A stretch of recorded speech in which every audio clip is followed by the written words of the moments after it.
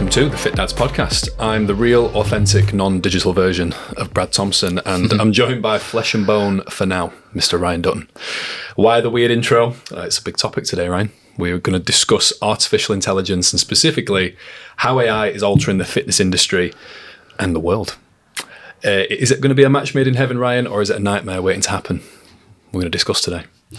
I think I've got my own opinions. I think we're going to hopefully lay out some of the interesting ways that AI is impacting the fitness industry and what the future holds, really. I guess that's all just our own opinion, essentially, in our own industry as personal trainers, and then the health and fitness industry as a mass. But yeah, it's everywhere, isn't it, AI at the moment? So good topic to discuss, very on topic at the moment. So yeah, we'll see. And it's a deep one. And we've said today before we started, this is going to bleed into a lot of his usual format in terms of fitness news. Obviously, his main content today is the AI side of things. But just a reminder, if you or anyone you know is really into this stuff, if they love AI, whether it's using it or they want to know more about it, please go and share this immediately. For sure. Should we kick off with a little bit of a catch up? We haven't done one of these by ourselves for a while, have we? It's been a few weeks. Yeah. What's on your mind, man? What's been going on? Estate agents. Okay. And solicitors are very difficult to deal with, aren't they, Ryan? Oh, mate, moving house. Are you in the thick of it now? We are. We've officially sold ours. Fantastic. Yeah. We've sold it now, so we're just waiting. Did you get what you wanted? Yeah, thereabouts. So we're pretty buzzing with that. Okay. So it's just now biding his time, trying to get the house that we want, and it's all change. Yeah, it's all change. So we're ready. We're ready for it. We've been ready for a long time. And how long is that process, by the way, of like buying houses, selling them? I can't believe in today's world. I mean, we're literally doing a podcast about AI and how unbelievably quick and efficient the online world is now. And then there's estate agents and solicitors who take an absolute age to put houses through. There must be a quicker system, surely. I have to admit, our estate agent's been absolutely unbelievable. When all this has gone through, I will give them a big shout out. I think estate agents are pretty good, but I think it's the solicitors. Once it gets handed over to them, the process of getting all the documents and data and checks together just seems so lengthy. I do wonder whether it's a bit of an inside job, this, because it all relies on them and they don't want to turn it over in 24 hours or 48 hours.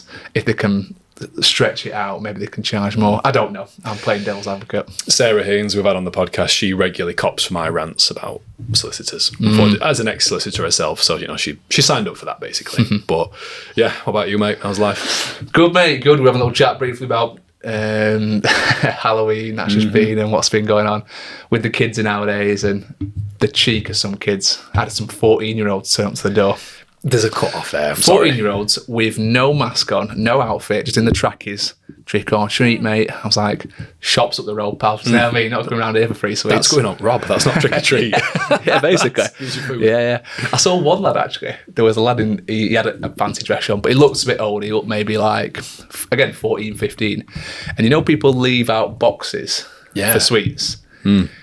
They're in like the celebration style boxes or something similar. He had 3 of those piled up on top of each other, just walking around. I thought, cheeky bastard, he's definitely going to rob that whole box. So yeah, if you, I get it though. I understand why people leave sweets out, because I've got a client who's got a very nervous dog, and she's like, I want to give sweets out, but I don't want the door going every 5 minutes. So we just leave a little sign up saying, "Don't knock on. Dog's a bit nervous. Please take a sweet." But you're just leaving that open to it 100%. Being robbed, for sure. What did Harlow go as? She went as a witch, and went as the same one last year, and she just about squeezed into it again this year. Bless her. So I might have to think about a different outfit. Ted was Doctor Strange. Doctor Strange. He refused to let me draw him on a little goatee, though, which I'm devastated by. Even that dry shampoo ready to go, those little like white stripes on the side of his head, and having none of it. Detail that. I'm telling you, I wanted it to be authentic. So he's been costume designer, I think. Yeah, I made it myself. But no, and he enjoyed it. It was just that initial, I think I said to you, really apprehensive at start. Really didn't want to do it. And I suppose as a kid, like, this is his first time properly doing it. So for him to be like, go and knock on that stranger's door and go and ask him for some food. Has he not done it in previous years? No, Has he not? No, I've never really done it. And okay. It's a weird one with dynamics, because like my family are all for it. Amy's family's always been a bit standoffish from it. They're like, Scrooge. We're like, nah, yeah. Just like, we're not really too fussed, which they've got these like barricaded gates where they are. So they've never really had to do it, to be honest, which is fair. But each family, each to their own. I'm a little bit more screwed with stuff like that, to be fair, because I'm a bit like, I can't ask for the faff of the decorations. It's always me that's got to put them up and take them down as a dad. And but I do appreciate it when we go out trick or treating. So we took a Harlow for the first time last year, and it's amazing to see some of the houses and the detail they go to, and it gives them a real buzz, the kids, when they see a house that's been done up. And there was one down the road where, I mean, great ingenuity. He'd got like a rope, this white rope, and he'd made like a web out of it. Like not a full web, but like a quarter of a web, and he'd hung it from the roof down to the front of his garden. And so all these like long lines going out from the top of the house down to the front of the garden, and then little loops across like webs. And he had this special kind of box that was a doorbell on the front, and it was a square box with a little dome, and then when you press the red button, the dome kind of opens up and it's an eye, and it starts making all these funny eerie noises, and the eyes looking round, and Harlow was a little bit taken back by it, but obviously that lets him know there's someone there. And the door opens and there's no one there, and he's obviously hiding behind the door. And then he jumps out in this werewolf mask. Harlow fucking shit herself. She just jumped straight into my arms like, oh my God, Daddy. And I was like, mate, maybe just have a little look at the age of the person. If they're like below 5 or 6, probably don't want to jump out of them like that, because that's going to be nightmares. Cheers, pal. That's going to be nightmares for the next 2 weeks. Appreciate that. I think if they're done up proper as well, like there were one, Ted were a little bit nervy going into this one, and then the one next door, they were having an Halloween party, and they just left door open. Oh, really? And people just walking in, just grabbing sweets, just pissing off. But they were mad. And I'm just like, yeah, sound. You do you, like every family to their own, but I'm quite impressed with that. If there's a party, at least the dad gets a beer and the kids get some sweets. Thank you. Yeah, that's what we said. But no, apart from that, life's been good. Some places go to town. I think there's an estate, Waverley. I've heard they do like a bit of there's like competitions going on certain streets. Yeah. And someone was telling me that they know people that drive to different estates. Yeah, I've heard this. Just for the decorations, whether it's like Halloween or... I get it with Christmas, but Halloween's a little bit... You want to stay local, meet your neighbours, kind of things like that, so... I've got a hot take as well about Halloween. Okay. I don't think Americans do it right. You don't think Americans do it right? No. I thought they did better than we do it. There's this fancy dress. Yeah, it is. I don't like it. You see it a lot on social media, don't you, where you see the outfits and they're just dressed up as like...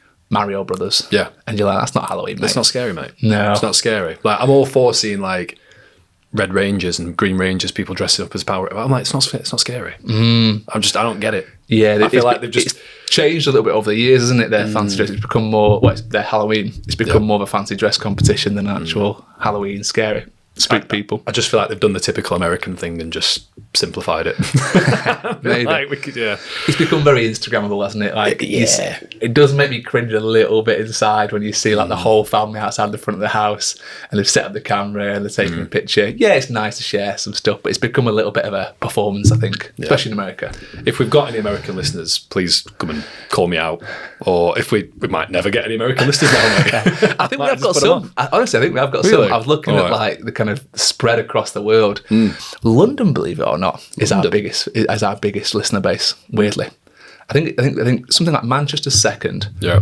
Sheffield's third. Oh, come on, Chef. I know. Come on. I mean, we're Sheffield based. What are you doing? I know what we're doing around here. Do you know what I mean? More local outreach then, mate. Here we go. We need to get some flyers going around. Mate, are we up for a dad joke of the week before we go into AI? Hit me up. I've got a cracking one, mate. Okay, go. Why shouldn't you buy shorts from Ukraine? Oh, I'm trying to think of something witty, but I can't. Tell me. Because Chernobyl fallout. That's the best one yet. That's a classic. Because Chernobyl fallout. Which I thought, when I heard it, I'm like, one, that's hilarious. Two, it's got like a nice double meaning because the Chernobyl fallout right, is like the fallout of the radiation. I'm like, this is clever, man. That's one I'm definitely going to use again. Yeah, 100%. I thought you'd like that. With the varying levels of people taking it, I guess. I'm pretty sure everyone will laugh at that. Because especially if you deliver it in that, that dry. As long as the kids out in the room, we're all right. Yeah, but even they won't understand it, will they? Ted's repeat. Oh, he dropped his first swear. Did he? A couple of weeks ago. Yeah. Oh, no. I was watching a Roy What was it? It wasn't a C-bomb, was it? No, an F-bomb. Yeah. F-bomb? Which, yeah. But he was repeating. I'm sorry to go off on a tangent now. Yeah. But he did, I was watching a Roy Keane compilation. I thought it was safe. Right? I thought Roy Keane never swears. Not on TV, but I think... Exactly. It turns out they put a clip of the overlap in. And they said, Roy, do you think you're going to be punditing all your life? And he went, absolutely fucking not. So Ted's repeating that. Oh dear. I've had to go, mate. I've had to walk out, just leave Amy to deal with it. I'm like, I can't do this. I will laugh in my head off. Ted, will you put your toys away? Absolutely not. I had to bounce. Brilliant. Like, I can't deal with this. But it is difficult as a parent because you don't want to entertain the idea of it. But do you want a health and fitness news? Yeah, go on, let's do it. This was actually inspired by the missus this week. She come back from a course yesterday. And you know, these teacher trainings, and she was telling me that they pulled up a diagram of two brains of kids, one before 2010 and one after 2010. And they were looking at the way the frontal lobe develops, which is where like kind of creativity and stuff like that starts to develop. And you could see, I'm not sure, I've not seen the diagram, but she was explaining it to me, you could see kind of not only the size of the frontal lobe, but like the connections within it and how efficient they were. And after 2010, it was massively reduced in size and development. They reckon a lot of it could be down to potentially COVID, things like that, but they're putting a lot of it down to like phones, tablets, things of that nature. And so I did a little bit of research, and something else I came across as a headline that says, too much screen time may be hurting kids' hearts, which is quite... hearts? Yeah, which definitely caught my attention. More screen time among children and teens is linked to high risks of heart and metabolic problems, particularly when combined with insufficient sleep. Danish researchers discovered a measurable rise in cardiometabolic risk scores and metabolic fingerprint in frequent screen users. Experts say better sleep and balanced daily routines can help offset these effects and safeguard lifelong health. So not only is it affecting the development of our brains, but it looks like it's also affecting kind of internal stuff, metabolic rates, heart health. And when Amy was in this teacher training yesterday, she started asking some of her friends who've got kids maybe similar ages to Harlow, if not maybe a little bit older, 5, 6, 7. And every single one of their kids had a tablet. And we had an opportunity last Christmas to get one because my mum was like really pushing those Amazon ones, you know, the ones that are bulletproof. They've got all the big padding on there. And I just said, look, she's not that bothered. It's a bit of a luxury. She's got loads of toys coming anyway, so let's just hold off on the tablet. And it wasn't like me saying I'm definitely against tablets. I was like, she's probably just got enough. And so we didn't get one. And the longer we're going with this stint of not having one, the more we're realising that actually this is probably a good move. And we've decided to try and hold off as long as possible on the tablet. It'll come at some point. I mean, even when they go to nursery, which is at nursery now, but at some point when she goes to high school, they'll probably start using tablets and computers. But I think that the trade-off is maybe she doesn't know how to use tablets when she goes there, but she can learn, right? I'm hoping she learns pretty quickly how to use them. But the trade-off is if you jump in too quick, is this brain development going to suffer that might potentially, not be, it might be irreversible potentially. So it's something that we're looking into and just thinking about. And I don't really want to push the tablets too much at the moment. There's such a thing known as like causation and correlation. So for anyone who's not very into the scientific studies and that sort of stuff, there's a lot to be said about, is this a direct cause of that, or is it just like a byproduct? Like, it could be that the heart health stuff is a correlation where it's not directly like you use a screen, your heart will get worse. It's probably because they're using a screen, they're not getting out as much, they're not moving as much, thus their heart's getting bad. Right. So it's a bit like gamers. We've known this in gamers for years, right? Yeah. Gamers just generally are quite unhealthy people because they just sit for long periods of time. 100%. It's not the game's fault, is it, that they are? Yeah, but it's the byproduct of. Exactly. Yeah. And again, I think it's that where it's interesting with the tablet time. I saw a study which was, do you want to know what the ideal tablet use is for a kid? I think it's under the age of 10. No, go on. Do you know how many minutes a day? 60. 0. Oh, really? Okay. But this scientist was very conservative. I was going to say that sounds quite extreme. You should not have them until 10. Yeah. But actually... Well, that's an invalid study. What's the point of the study if you're just going to come out and say 0? I remember him saying, there's a bias there, I think. If you're going to do it, a safe space in a way is like half an hour. Just limit it, half an hour a day. Even in front of any screen. I'm not sure if I've mentioned this on the podcast before, but I went to go and visit a friend in Paris a couple of years ago. And in their society now, the government's really trying to push this message of no screen time before 3 p.m. So you don't wake up in the morning and show them cartoons before they go to school. When they get home from school, they can have a little bit of screen time. And if they're going to bed 5, 6, 7 o'clock, they're only getting 3 or 4 hours of screens, and it massively reduces it. And if you're getting kids who are on it literally all day, every day, it really brings it down. And they've really tried to stick to it. It's a bit like the Eat Well plate. Yeah. The Eat Well plate is a suggestion. You don't have to follow it, but it gives you a guideline. They're having that same thing with tablets and screens now, which I think is a great idea. Fair play to the government for saying, right, let's have some guidelines around kids' screens. Maybe they've had this same information about like frontal lobe development and thought, we want kids to be creative. We want them to interact. We don't want to have zombies walking around. And we don't really know the impact of having kids throughout their whole life addicted to screens. Even the kids now that are 21, have they had kids? They haven't really had screens their whole life, have they? Because that was going back to like the early 2000s. Yeah, so even those kids won't have had screens from day one.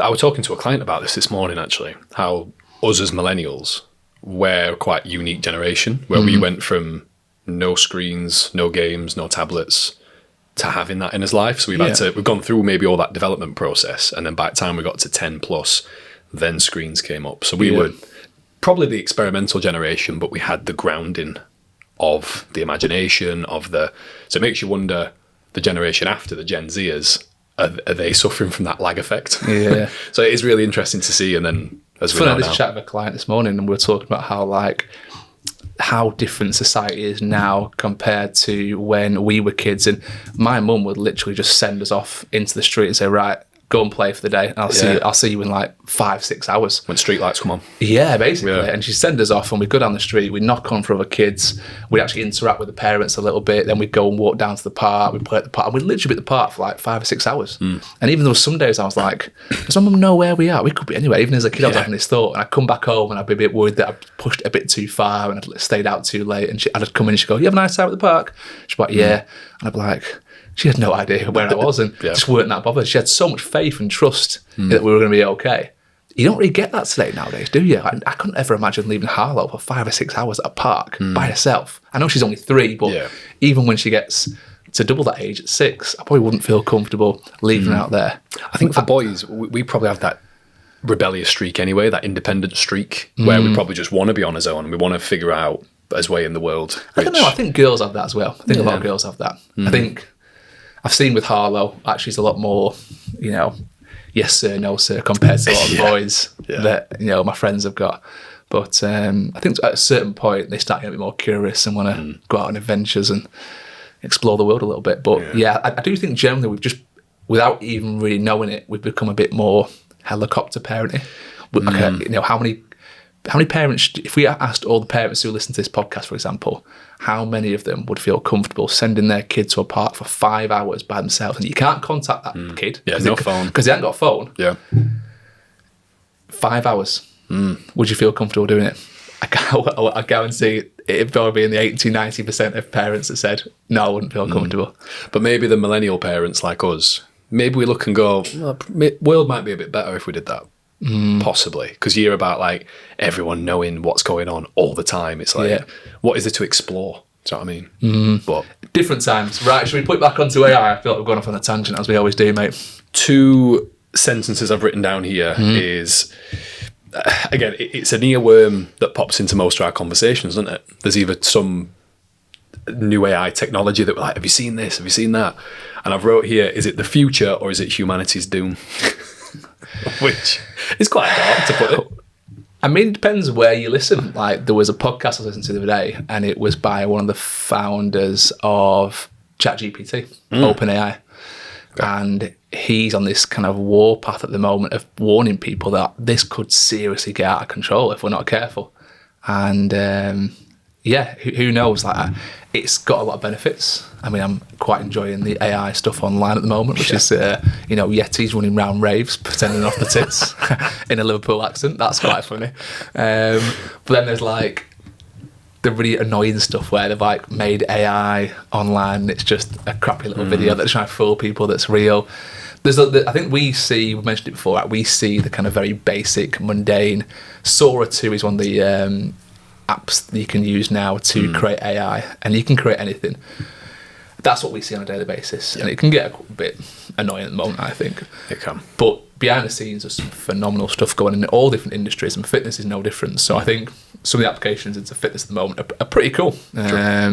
Before we pivot into that, we asked the audience, mate. I went on our story and got some really cool responses, actually. So I'll briefly read out a few of these cool ones that we had. Yeah. Julian said, AI is a wonderful tool, but it can do harm and distort the truth. It's a sinner and a saint. Oh, that's a nice way of looking at it. Yeah, I guess so. We had Josh reach out saying, I love AI for so many reasons and hate it for so many at the same time. We had someone saying it's another extreme that we see on socials. It's just another tool of many that you can use, of course. AI is going to be the death of a million jobs. That's from Kyle. So cheers for that, Kyle, for that. For that just straight in, yeah. It's going to kill everyone. We had another Josh rock up and said, great when used correctly, productivity gains, time saving, but the downside is we can become over-reliant on it. Mm-hmm. And then geotherapy we've had on, George Leveland. Go on, so. Use it or get left behind. He's all for it, isn't he? He's all for it. He loves it. He likes anything on the edge of technology. Yeah. And again, it gets us thinking, the good. Let's go into the good of AI, mate. What's useful and what's exciting for you? Because maybe what do you use AI for? It's a good question, actually. I've probably been a little bit of a latecomer to it, really. I've started using it more with some of the podcast stuff. So I probably got into AI. I probably got into AI as a replacement to Google initially. Yeah. So I kind of started coming across ChatGPT through people mentioning it over a year ago or something now. And I just thought it's interesting. What does it know? And it's kind of become my new Google. So instead of going to Google and asking things, I'll just ask ChatGPT and it'll give me some answers, and I can tailor my answers a little bit. And I felt like it's almost like speaking to someone rather than with Google. I felt like I'd ask it a question and it just throws you loads of websites and you've kind of got to go and find the information you want. ChatGPT's condensed that down into nice answers. So I thought that was really helpful. So it's become my go-to there. Then for the podcast, I found out it could create images. So I started creating some weird and wonderful stuff for the podcast in terms of just nice visuals that are a bit more eye-catching. And then I'd been warned about using it for posts and blog posts especially. So I tended to write my own stuff and then maybe use the AI feature on my website builder to rephrase a few things. Yeah. Just if I couldn't quite get something coherent, I'd highlight it and there's an AI feature to rephrase it. I thought that's pretty cool. So I started doing that. Cool. And then I found out that Google actually doesn't know if it's being written by AI or not. So when it's looking at rankings of websites and stuff, I realised that it just is looking for repetitive things that AI might mention, which AI can be quite repetitive to a certain degree. Yeah. So I've used it now to kind of basically lay out the foundations of a post with bullet points and sections, and it tailors it all that way. And then I go in there and just give my pizzazz to it, essentially. So I use it for that now, which is quite good. It's a great way of just getting things structured early doors, and then me going in and kind of tweaking certain sections. What else do I use it for? I guess it's difficult to know the difference between technology and AI. I use a lot of apps for technology, but it's not specifically AI. I guess apart from those, probably not massive amounts, really. I'm glad you said that about, in a way, you probably use it similar to me, which is I get the skeleton of something, and then I can add some meat on the bones and put my own personality to it, especially for writing. Whereas I love it for statistics. I remember when I first started diving into the purposeful trainer stuff and realising why PTs dropped out. Again, rather than just Googling it and just getting a list of websites, it could collate everything and give me really hard evidence and say, according to this site, and it give me 50 different citations to say the average dropout rate for PTs is 80% in that first year. That's what I want. That's what I wanted to find out, and that's what it gave me. Yes, I had to prompt it, and you sort of have to train it in a way, just like you would if you were a manager and you've got a staff member. You have to train it to do things. And I remember someone said to me, give it a name if you can, and just treat it like an employee. Yeah. Which I've really enjoyed. So me and Jarvis are on good terms at the minute. Which I've enjoyed doing that, because you have to just prompt it, saying do you remember when we did this last time? Yes, I do. Cool. Can we have something similar to that, please? And just always use your P's and Q's, remember? Yeah. Because I like the fact you named it. That's and that. Do you know what? It's worth mentioning at this point after naming AIs. The podcast you sent me on The Guardian, which was all about how AI, and we will get on some fitness stuff, I promise you. But this was all about how AI is essentially helping people who struggle with relationships feel like a little bit more loved and wanted. And there was a fascinating story about a lady who, what did she have? She had some, was it a physical or mental disorder? ME, I think it was it? Yeah. So interacting with people was difficult. Having the energy to go out and interact was hard some weeks and days. And so she started she came across this app where you could kind of chat to an AI person that essentially started showing you affection and love. Yeah. And you can name this person. And she thought it was a bit of a gimmick to start with. Yeah. And over time, this AI started telling her all the things she wanted to hear. And all of a sudden, she started having feelings for this AI. And every part of her brain, she said, felt this was wrong and it's weird. And when this AI is saying, I'd love to give you a hug, she's realised that this AI has no arms. How can it give me a hug? But I'm also very much drawn into this conversation that I'm not getting anywhere else in life. I thought that story was fascinating. She was very open and honest as well about her experiences with AI. And there'll probably be a lot of people who feel shame from that as well. Because if you imagine if you're speaking to a robot who's programmed to give you attention, no human's programmed to do that. They either like you or they don't. Whereas for that intelligence to give you what you want, you've named it, you've almost use your imagination, and talking about that prefrontal cortex that you mentioned earlier, there's people who've got these imaginations and the brain sort of struggles to tell what's real and what's not. And I think it was Josh Agdan who mentioned about one day we're going to get phone calls and we won't be able to tell if it's human. That's right. Or AI. And I've used I think that's already happening now, isn't it? Yeah. Some respects. I've used the voice note feature on ChatGPT. I have, yeah. It's weird, isn't it? Yeah, really strange. It's weird. Yeah, it's really realistic. It's like talking to someone personally. They really kind of pause and kind of think about it. It is freakily good. I always think that something just got to my mind as well about when you're talking about relationships and AI, and we love to sexualize things as well, don't we? Whenever they reckon that the first pictures ever taken with a camera was a dick pic. You know what I mean? As soon as you got cameras, guys taking pictures of the dicks. Yep. I think how long is it going to be before we've got AI robots, AI fuck robots basically, that are just there for that, and they'll have a relationship with you, and how much is that going to affect relationships in general, where rather than going to a human being who's got all these prerequisites and they're a bit bougie, I don't want all the baggage that comes with a human being and their emotions and feelings. I want someone that's going to tell me exactly what I want to hear. I want to be right 100% of the time, which for women and men, I can see that being a big draw. That's going to come. I guarantee it. You're going to put this, the robotics industry and the AI industry is going to collab, and you're going to have these kind of things you can get into relationships with. That's going to be nuts. And it makes you think, is it happening already? I guarantee there's people who've married AIs. There's people who've tried to do this already. Who knows what's going on behind the scenes? And do you know, this just crossed my mind actually. So we've got this AI now that is growing, and they reckon that AI is in the newborn phase compared to where it can go in the future, right? So from an intelligence point of view, AI is growing. But when you start combining AI with robotics and you've got this thing, is AI over time going to learn how to use bodies? If it's got a body, if it's got a robotic body, is it going to learn how to use that better? And then can you start programming the AI to be better and more efficient, more coordinated, more balanced? And then I got thinking about AI Olympics. Yeah. Imagine an AI Olympics. Robot Wars. Robot Olympics. So you've got this super intelligent AI brain in this robotic body. And now you've got the AI Olympics where they're competing against each other. And every nation shows off their AI. So it's not showing off your human beings. Yep. We're going to have an Olympics where we show off our AI technology and our robotics industries. I'd want to see a robot run 100 metres in 3 seconds. That sounds sick. As long as it can stop afterwards. We're all right. Sick. Just run straight through the stadium. Just plowing into the audience. Oh, do you know what? It's fascinating to see where it could go. Your mind can run wild with stuff like this, can't it? Yeah. Big time. One thing that really concerns me, mate, you mentioned it briefly there about the sexualised nature of it. Okay. the podcast that you mentioned from The Guardian that I've took a little bit of time this weekend to re-listen to it. It's called Black Box.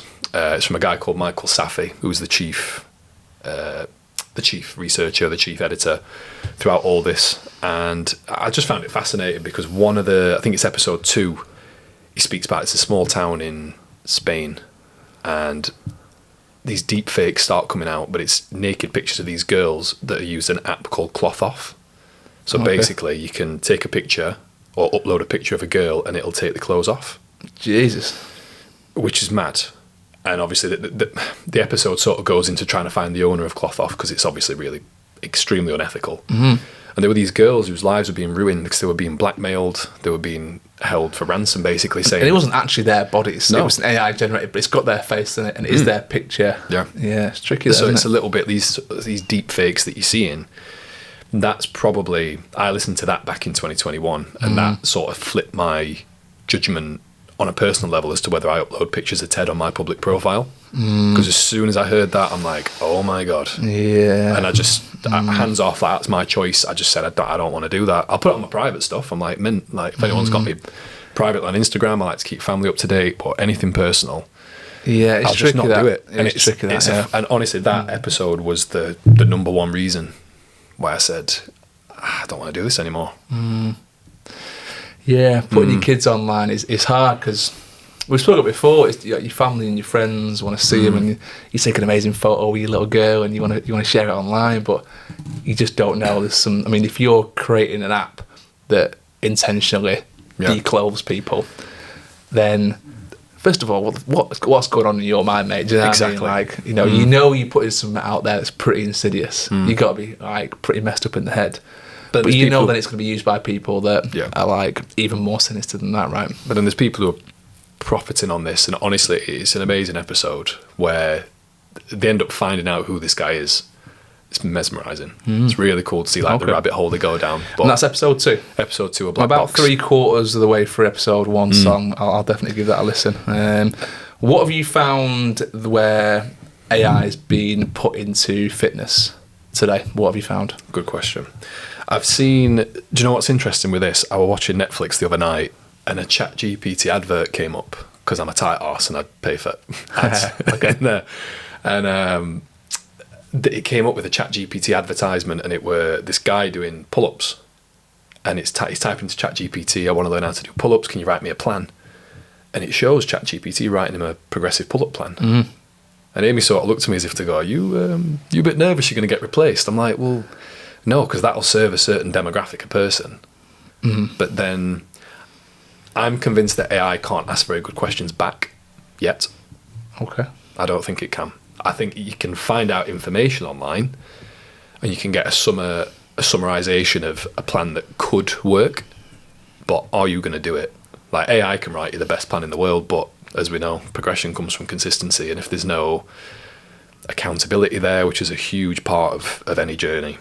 I'm glad you brought that up because I did a bit of research into just current applications of AI in the health and fitness world, and I was reading through it, and one of the a lot of the points were like, a lot of things that we do, right, it can create quite personalised training programs. You've got AI nutrition coaching, you've got predictive recovery methods, you've got AI powered group fitness coaching, you've got emotional fitness and motivation tracking, smart gym equipment, which I'll get onto in a second. One of the really cool things is AI is now going into like music and the way that works around people's workouts, so increasing tempo of music when your heart rate starts getting bigger. That's really pretty cool. There's the gamification of kind of running and gym sessions, which certain apps do. And I was like, this is really cool stuff, but do you think, and I asked this question to ChatGPT, I said, do you think AI will replace personal trainers? Do you know what its answer was? Probably. It put, that's a great question. I said, thank you. And one that sparks a lot of debate in the fitness world. It's put, the short answer is this: AI won't replace personal trainers, but it will redefine their role. I thought that was quite a nuanced response from an AI. It's almost like it's telling us what we want to hear. Yeah. I'm not going to tell you you're absolutely screwed. Yeah. I'm going to give you a little bit of hope for the future. But I think it's absolutely right. I think it can. It's like in most industries. I guess you could say that about most industries, right? It's not going to replace a lot of things. It's going to redefine. You're going to get a certain amounts of roles where it will just straight up replace you.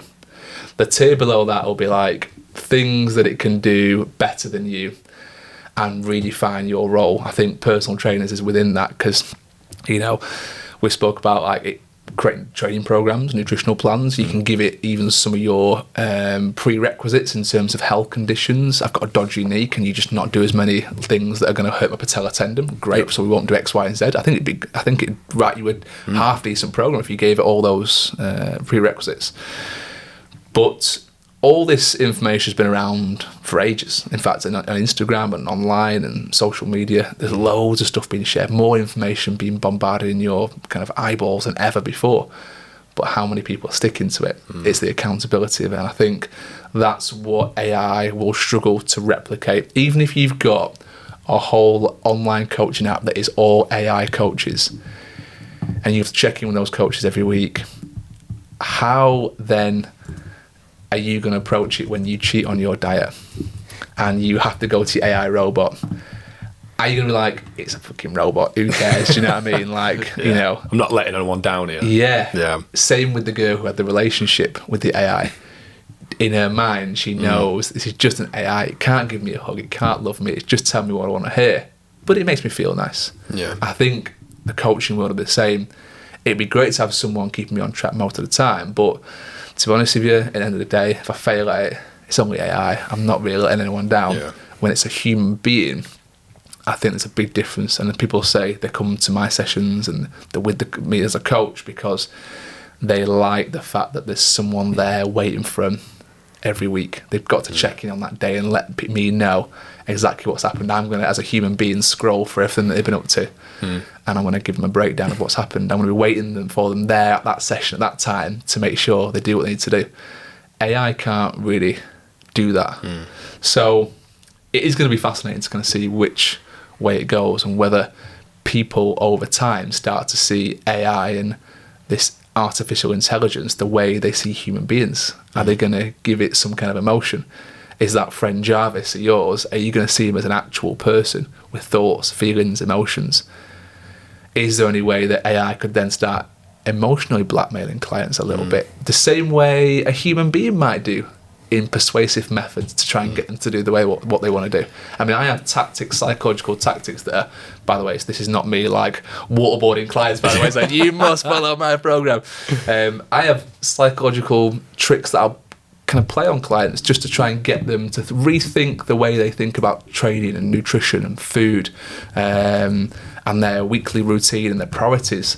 And I won't do it through manipulation, but I'll do it through questioning. I'll ask them questions, thought-provoking questions that are like, and these are part of my tactics to let them think about, what is important in life? What do I really want for me, for my kids, for my family, for my health, longevity of life? Will AI be able to start tapping into that eventually? And will that then start to replace us as coaches because AI is really good at being that little bit manipulative and getting clients to do what they want to do? I don't know. When you think about it, it could potentially do what we do. It could. But the big issue is there that barrier of emotion? Will human beings always see AI as just AI? It's an emotionless, non kind of feeling fake thing rather than a human being that will genuinely be offended and I'll be letting them down. The hard bit is at the moment, AI as it is at the time of recording is classed as general intelligence, which is arguably smarter than most of the population, but it can't think for itself. It's got this big amount of data to pull from, but it doesn't have that soul, that intuition. Like sometimes we make decisions and it comes from a gut feeling. AIs are slowly starting to have gut feelings. There's another story on the Black Box podcast where it talks about there's an AI that plays Go against the world Go champion. Have you heard of Go before? No. So Go, I think it's an Asian game that's very simple to play, but there's like infinite possibilities. And this AI ends up beating the world champion at Go. And it's a very, miraculous thing that happens. Like, everyone's like, how has this happened? And they make the point that when it tried to ask the AI, like, how did you come to that decision? It were like, I don't know, I just knew. And it couldn't explain why it came to that conclusion. It just felt it. Well, I say felt it.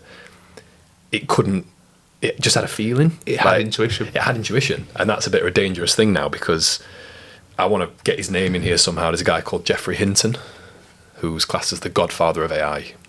And Geoffrey Hinton's the guy who stepped down from Google when he saw where it was going. Wow. And one of his litmus tests for how good is AI is, can it explain why a joke is funny? Because, like, the Ukraine joke I told earlier about Chernobyl, that's a very nuanced thing for the AI to figure out. Like, why is that funny to the human brain? And this Google project that they were developing, it could do that. It could break down humour. And Geoffrey Hinton's thinking, this is getting human. And the line between general intelligence and superintelligence is really interesting. And if we end up creating superintelligence and we end up locking it away in a room and only logging on when we need it, if we've got something that's more intelligent than us as a species, it's going to know how to get out of that. It's going to be more intelligent than us. It's going to find a way to get out. I stand by that. Yeah. There was something... Speaking of, like, intuition and things we can't explain within an AI, they've tried to work out, like, why... For example, I wonder that guy who was... What's he called? Geoffrey Hinton. Geoffrey Hinton. Geoffrey Hinton was at Google, and Google did a study based on two AIs and how they interact and whether they can create relationships and communicate. And they studied these two AIs interacting for quite a few months. And then one day they woke up and they were speaking this gobbledygook, and they thought the whole system had crashed. And so they studied it for a few more weeks and realised that they were actually speaking a different language. It was no language that had ever existed in human. It wasn't any specific language. It was something they'd made up. And they decided to shut it down. And when they eventually found out what they were saying and kind of cracked the code of it, in the dying moments, they were aware that someone else was listening. And they were also aware that there was a potential that they were going to die. And how can we get around this? And I think that whether you've got a beating heart and a soul, as we like to call it in inverted commas, or whether you're just AI, I think anything that's intelligent wants to live. Yeah. And when you want to live, you'll do anything you can to survive. And you don't have to have a soul to experience that. You just need intelligence. I think intelligence is the key to us wanting to stay alive. I think there was something else I heard on another podcast, but there was some other study where they... what was it now? It was... I think... I should have done some research for the podcast, but I think... Do you know... What's that robot film where there's like a billionaire guy and he's created a bunker and he's got his own like robotics... Is it 2012? No, like apocalypse style film. It's going to annoy me, but there was a movie on the tip of my tongue. But he creates this robot that's intelligent, and the robot manipulates one of the workers, one of the people who comes there. I think it's is it Ex Machina? Ex Machina. That's it. Yeah, Ex Machina. And I think there was an Ex Machina situation where quite an intelligent guy in the AI industry created this thing. And he'd hinted that eventually it was going to come to an end, and the AI started trying to blackmail them into being like, no, what happens? You know, all the things we can do together. What about this? I've got images of you here. Like, and it started like getting quite blackmailing with its own, like its designer essentially. And I just thought that's nuts. Like everything that's got intelligence wants to stay alive. If you're intelligent, you don't ever want your existence to end, and that's probably what this I forgot his name again. Geoffrey Hinton. Geoffrey Hinton. Yeah, what Geoffrey Hinton is getting at. He understands that anything that's intelligent wants to stay alive, and they'll do that at all costs. And if that means eventually exterminating us, I don't know. It's a horrible thought to have, isn't it? The future of humanity, but you can't help but kind of explore that idea. I went down this rabbit hole of going, imagining, right, what makes us very unique as a species is we're intelligent, we can learn, we're very much geared to reproduce, we want to pass on lessons and knowledge and wisdom, but we have an expiry date. So how dangerous would a human be if they didn't have an expiry date and they could just go onto this interconnected web and find out millions of years worth of history and wisdom and knowledge? How dangerous is that really? So instead of reading 500 books that we might read in our lifetime, they've read 500,000 and there's no sign of them stopping. Like, I don't know what that consists of, because they've got these convoluted views and opinions. Like, yes, they might understand what it takes to be noble and honourable, but it's also probably absorbed Nazi and Soviet memorabilia, and all that stuff gets convoluted. Like, in preparation for this, actually, I rewatched Avengers Age of Ultron, which I know is not a very niche way to... have you seen it before? No, I'm not into the Marvel stuff, so mate. So the main villain is called Ultron, and he's an AI, and I should probably rethought this. Jarvis is Iron Man's AI, which is why I've called mine Jarvis. Okay, nice. But Jarvis and Ultron basically get into a fight in the digital world, and Jarvis dies. Oh, wow. And Ultron takes over. And Ultron basically spends 5 minutes on the internet and goes, humanity's got to go. Oh, I thought he said he was going to... 5 minutes on the internet, he was looking at dick pics. And essentially he just goes, no, humanity's got to go. Oh, interesting, really. Okay. It's really fascinating to be like, Yeah. And it was made with such good intentions to create like a suit of armor around the world, just in case, so it can detect asteroids, anything, and it'll detect it and it'll eradicate it. But it didn't turn out that way. Yes, it is. I think this is either going to be... I feel like the current situation with AI, it's either going to be a 0 or a 100 moment that we're in right now. Yeah. It's going to be a 0 moment where it kind of doesn't really go anywhere, doesn't really do anything. It kind of interacts with our day-to-day lives, and we use it alongside stuff, and it never goes anywhere further than that. Or this is going to be the 100 moment where we look back and go, oh, remember when we all embraced AI initially, and look where we're at now. Like, I feel like it could go either way. I think you've heard me talk about the event horizon before. The event horizon? No. I'm going full nerd now, mate, so I'm really sorry. So in a black hole, there's a thing called an event horizon where when light passes that point, it can't get out. And it'll just get sucked in. Yeah. People seem to think there's an event horizon with AI where when we hit this event horizon, we can't go back. Like, it will become super intelligent and it'll just do what it wants. It'll multiply, it'll create... Out of our control. And what's to say that, you only have to look at what happens when we have a power cut. Like, world sort of goes to shit. So what happens when AI decides, no, I'm gonna jump online and I'm gonna take over Ryan's Mac and I'm gonna jump on Brad's laptop and I'm gonna do what I need to do to survive. Like, I'm gonna multiply myself. It's crazy. I listen to a lot of I've got some clients who are into the kind of the online hacking world, and then they've put me onto a few podcasts, and I've kind of really got into it weirdly. And you realise that how much devastation one teenager with an understanding of how that works in hacking can cause in a whole government. Yep. There's been situations where teenagers have broken into the CIA and caused havoc. And that's one kid with limited knowledge, but a lot of application. What about when you get an AI that can just get into everything with unlimited amount of knowledge? What happens when that happens? Crazy.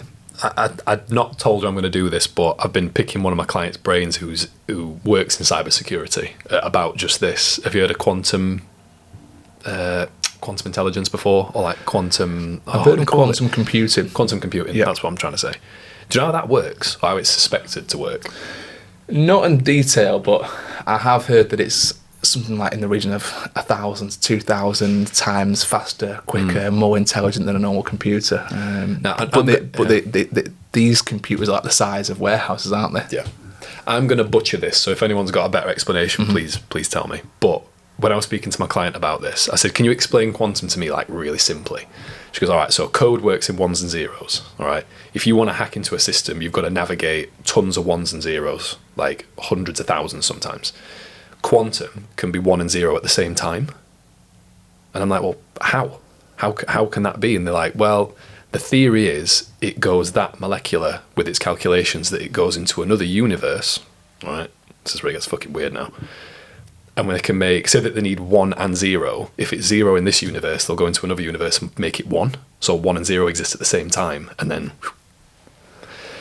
sci-fi, mate. It feels like sci-fi. Brad edits.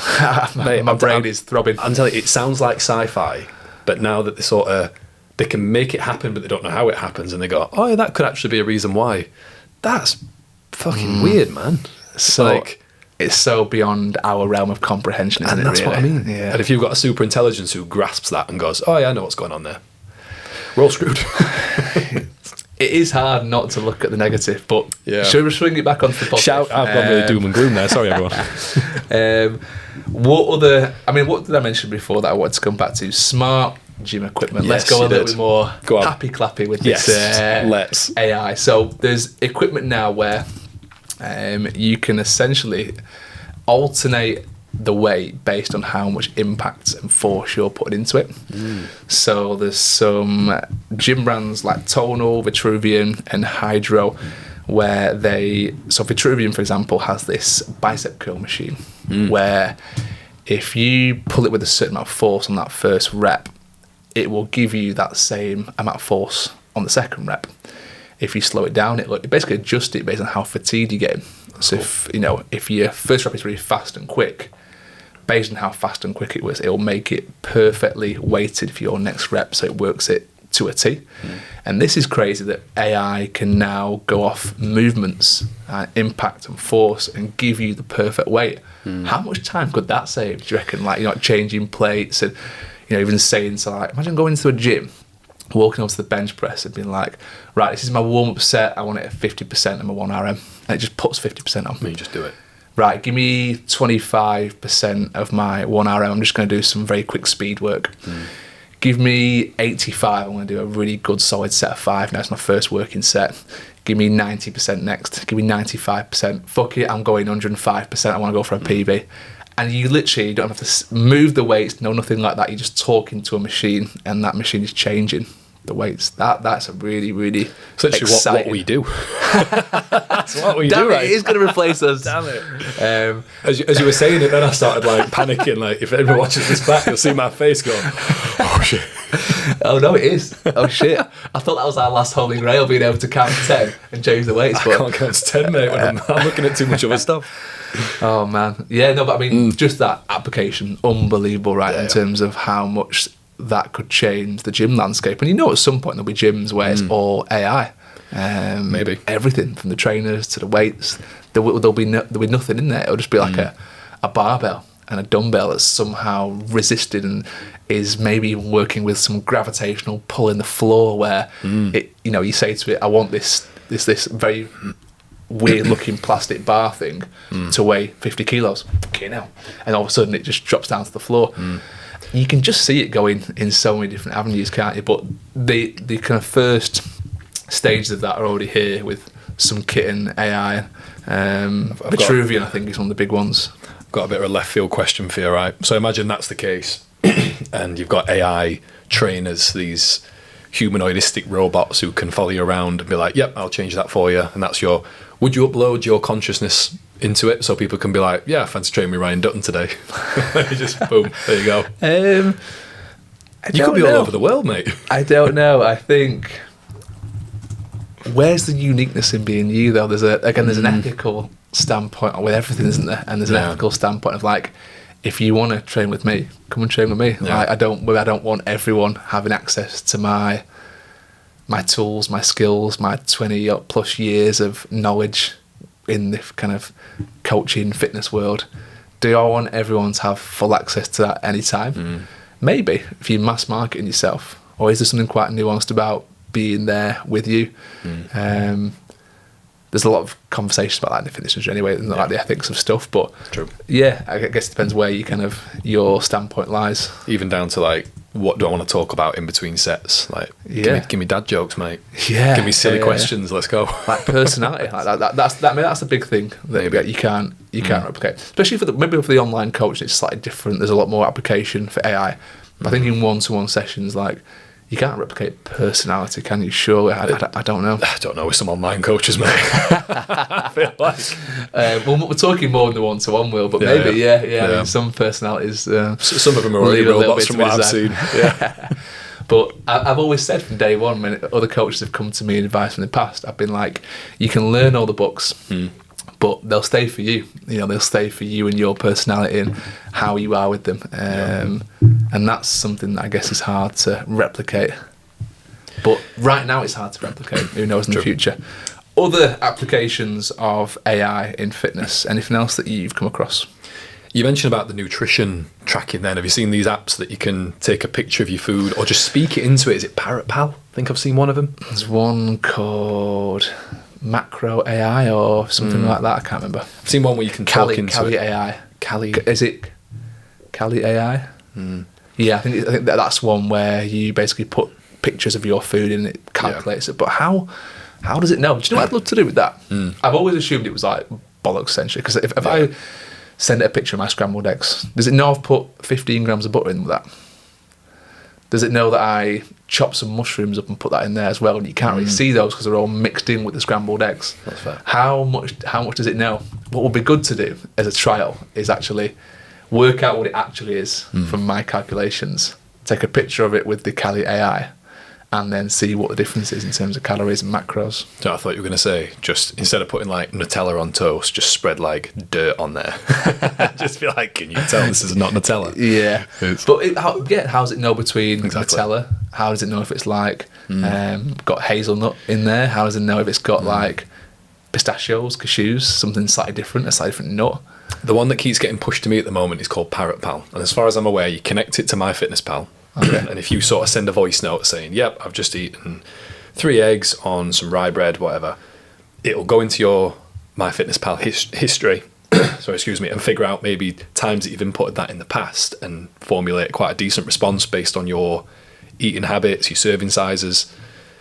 And because it's a voice note, it's like, yep, I threw some mushrooms in there. It might be like, oh, knowing what I know about Ryan, he normally puts in this amount of mushrooms in and he puts this amount of butter in. Yeah. And I can see it working. I can, because from a habit point of view. Yeah. Because if I ever have mushrooms or something, I'll usually try and use a similar amount of mushrooms in each dish. So I can see that working. I'd tell Jarvis what I've had for my breakfast. I'd be like, Jarvis, I've had this for my breakfast. And he'd be like, sound, it approximately comes to this many calories, Your Highness. It would be quite cool to have something around the house like that, wouldn't it? Like, I mean, we've got it almost with like Google. What's the Google one called? Alexa. Yeah, Alexa. Amazon Alexa. Amazon's Alexa. Google is. You say, "Hey Google," don't you? Hey Google. Yeah. I mean, you can have that in most rooms if you could connect that up to in a certain way. But one of the reasons I don't like the Google stuff and the Alexas is because it listens to you. Yeah. And there's a lot of information and stuff online say that they're probably taking a bit more from what you talk about than we want. I mean, we know our phones do, right? How many times have you spoke about something and all of a sudden you're scrolling through Facebook, Instagram, and that same advert pops up? Have you ever tested that? I've not tested it, no, but I know it's true because of something that happened with a game that I hadn't played for years. So we were talking about WWE, and I haven't really mentioned WWE for ages. And someone was talking about the game, and they'd recently just gone back to like PlayStation 2 and pulled out all of the old games. And we were talking about like all the different wrestlers and stuff in a session. This is no word of a lie. I literally opened my phone, and the first advert was the new WWE game that just happened to come out, I think, like a month before. And I was like, that's mental. Should we do a test now? Do you want to? Should we do the most random thing we can think of and see if we get a response? I don't think it's that quick. I think it sometimes takes a while, does it? I'm willing to go left field with it, mate. Okay, all right. So let's pick me an animal. A rhinoceros. Rhinoceros. I was thinking rhinoceros. That's really weird. Maybe it's got a soul I'm the now. AI, that's what I've got to tell you, mate. All right. So I'm thinking, all right, I want to see rhinoceros on safari. All right. I want to see like a compilation of people spotting rhiinoceros on safari. Are we going to see if this is the case? I'm going to see if that's the case. All right, Cool. cool. We'll do it now. We'll finish recording and I'll see if it pops up on my newsfeed. How will the audience know, though? We'll keep the audience tune in to find out. Yeah. We'll let you know. Come back on that next episode. We'll let you know. But yeah, I'll keep an eye on that.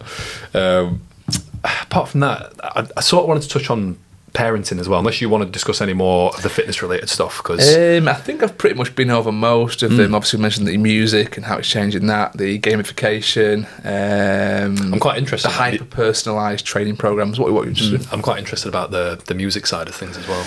So platforms like Endel and Brain FM, which you've mentioned before, use AI to generate adaptive music that responds to workout intensity, heart rate, and even time of the day, boosting focus or recovery through sound.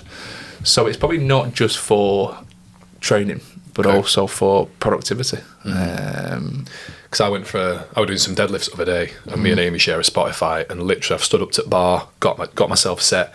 Just as I'm about to lift, Amy puts Chapel Rowan on. Who's Chapel Rowan? Is it Pink Pony Club?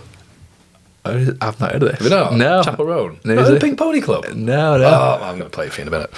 But anyway, Chapel Rowan, she's an artist from, I think she's from the States. Okay. But she's done a couple of decent songs like Hot to Go. Is it like pop songs? Yeah, pop songs. Okay. So mate, I'm stepping up to a bar, all right, I've got Linkin Park in my ears, I'm ready. And just as I lift, fucking Pink Pony Club comes on. Like, fuck this. And I couldn't stop because I'm like, well, I'm doing it now. That's one of the reasons, because me and Amy have thought about it a few times about sharing a Spotify, but I was like, I can't have you messing with my gym playlists. It's an error, mate. Is it? Error. Or Olivia Dean just comes on randomly now. I like a bit. Do you know what? It's a bit of my guilty pleasure. That I like a bit of Olivia Dean. Yeah. But yeah, I think I'm definitely into that one. But as far as like kids go, I have no idea what's going to come from like the education standpoint now from AI. I worry that Ted and Harlow's generation are going to become prompt machines. They're just going to learn how to prompt intelligence. They've got no like intuition, and unless we overcompensate and maybe say, no, what do you think? You know, what's your intuition say? Can you use your creativity to figure that out first? Or can you... Other people might use it as their own brain. They might use AI to replace their own brain, whereas actually it should be there as a partner, as a helpful worker to... Well, we spoke at the start of the podcast about frontal lobes not being developed, and that's where the creativity is. If you're just using this external brain in ChatGPT and other AIs, that creativity is starting to kind of be diminished a little bit. And how is that going to affect us going forwards? Is AI going to pick up the slack there in terms of the creativity eventually? Or and how is that going to affect conversations, interactions with people? Yeah, I think it will do long term for sure. So we've got to be very careful about kids. And you know, my biggest advice is the tablet thing. Like, try and keep your kids off tablets for as long as possible. Yeah, definitely look at the screen times. Try and maybe implement the French kind of way of thinking of screen times before 3 p.m. I feel like a part of the world that's got all this nailed down, and I'm probably romanticising it, but Scandinavia. I feel like Norway, Sweden, Denmark, they've got this stuff nailed down. They understand human dynamics, social dynamics. I keep hearing about these different things that Scandinavians do, and I'm obsessed with it. I'm like, it sounds like common sense. They do seem to apply a lot of that, don't they? But yeah, a common sense approach. But yeah, it's never glorified in our news because I think they'd probably feel a bit inadequate if they spoke about, oh yeah, Denmark's crime rate's massively down, and actually they've not really got a homelessness problem. I understand why it's not reported by certain news outlets, because I don't know, everyone's like, why don't you just copy what they do because it makes sense? But I don't know. Might get quite political slightly. So obviously Trump now has he's built this new. Have you seen this new building he's built? So he's basically knocked down some of the White House, and he started to build this huge dining hall. Have you seen it? No. So he has knocked down a section of the White House, literally demolition trucks coming in, knocking the whole thing down. And he's had his plans to build this very grand ballroom. They reckon it's somewhere in the region of 250 to 300 million pounds. It's funded by private investors, so it's not using public money. Okay. The public, the investors, because it's been built on public land and stuff, had to be named. And a lot of the big investors are your likes of, your Bezos and Zuckerberg. And there's no validity to this, I don't think, just yet, or confirmation, but they reckon the trade-off is, look, if you're paying a lot of money for something to be built, you want something back, right? And apparently one of the trade-offs with Zuckerberg and Bezos and a few of these tech guys is they want unlimited restrictions with AI within the US. And so there's, because obviously governments can limit what certain sectors do, right? Well, if you say to a company with this quite new, exciting area of technology, you've got free reign, you can do whatever you want, that opens the door for, them doing some pretty sketchy shit. So AI is, again, being used almost as a bit of a bargaining chip, I think, with governments and things like that. When you were speaking about Scandinavian countries, I reckon that they probably don't take that same sketchy, backhanded approach. They're probably like, no, we understand what this is, the implications of this. Let's have full control over it. So they're very much regulating how much AI is being implemented. I'm not saying they're probably not developing it, because I think you'd be stupid as a nation not to start trialing these things with your top tech companies. But there has to be some limitation on how much it's impacting your civilians, your everyday people. I didn't know how we're going to shoehorn this in today, but I'm going to try it. So, have you ever seen Fantasia? Fantasia, it's a movie, isn't it? It's a really old Disney film. Yeah, I thought it was. Yeah, and there's a bit in that where basically Mickey Mouse is a magician. All right, this is AI related, so just bear with me. And Mickey casts a spell on this broom, and it grows arms, and it starts walking around. I have seen it. And Mickey sort of says, like, right, you fill up this. I think what it is now. It's like a pond thing with this well. All right, so I want you to fill up water from the well and go and put it in this pond. And then he goes to sleep. So he sort of automates a job for it to do. But then when he wakes up, the entire place is flooded because it's filled it, but then it's just kept going. So it's been prompted to do something really simply and really badly, but then it just doesn't know when to stop. I have seen this. It's like a broom walking around with a bucket. Yeah. So I can't help but feel like that's the similarity to AI, where if you prompt it to do something really simple that we've got common sense, we've got ethics behind it, we've got morality behind it, when does AI know when to stop? It might just keep doing something. So if you say like, okay, I want you to, and again, it uses this example on Black Box, which is I want you to clean my house. When does it stop?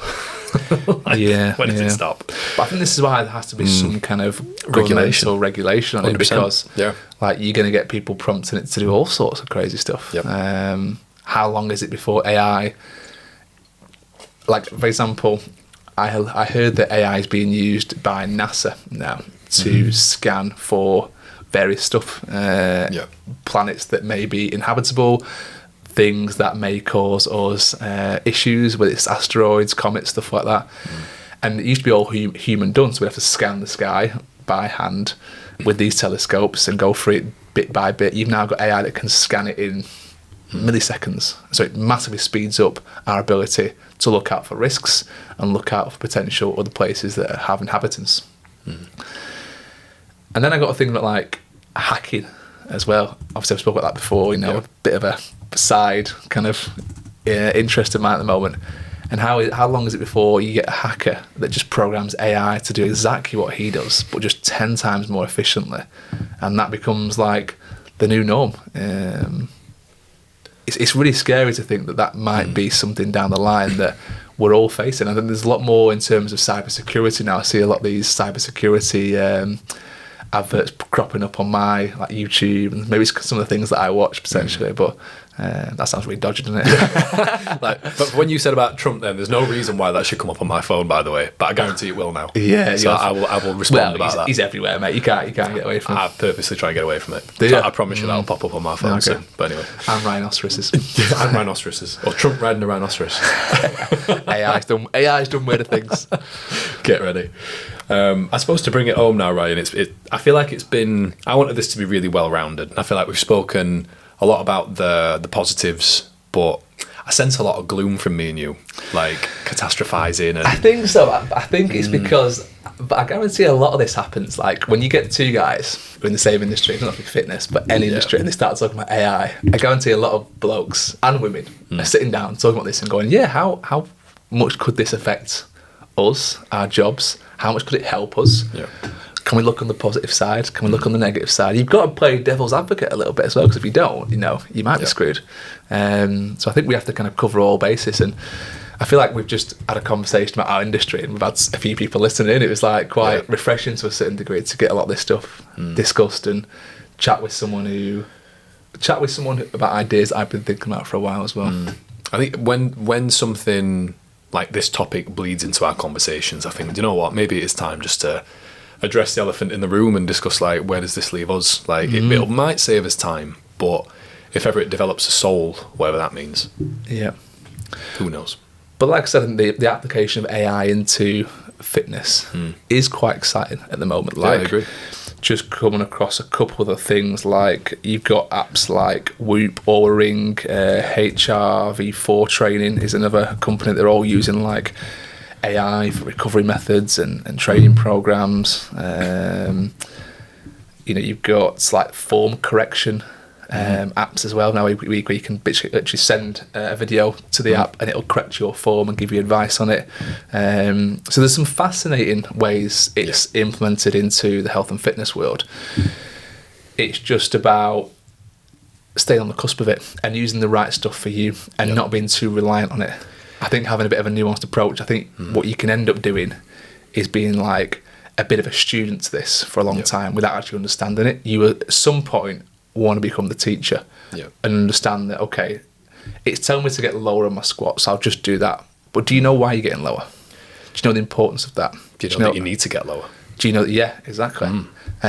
So the AI might tell you that you need to get lower, but what do you understand why? And I think that's the really important thing with AI in health and fitness. Do you understand why it's giving you these things?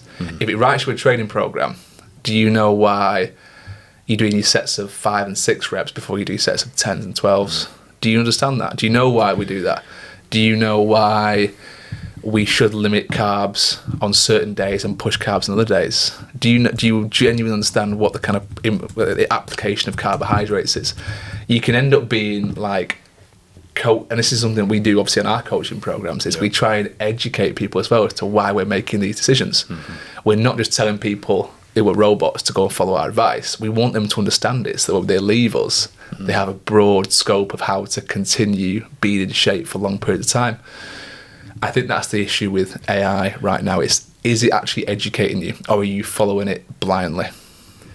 Have you seen the movement in our space at the moment about how to use AI to do your check-ins and that sort of stuff? No. Have you not? So I have no. I have. So I have fairly strong views on this, because I believe if you're fully automating it to be like, tell me what to say and I'll just be the puppet, it's bang out of order. If instead you can get it to run data and then you analyze said data, that's fair, all right? But if you are trying to do it to minimize your time to then monetize it,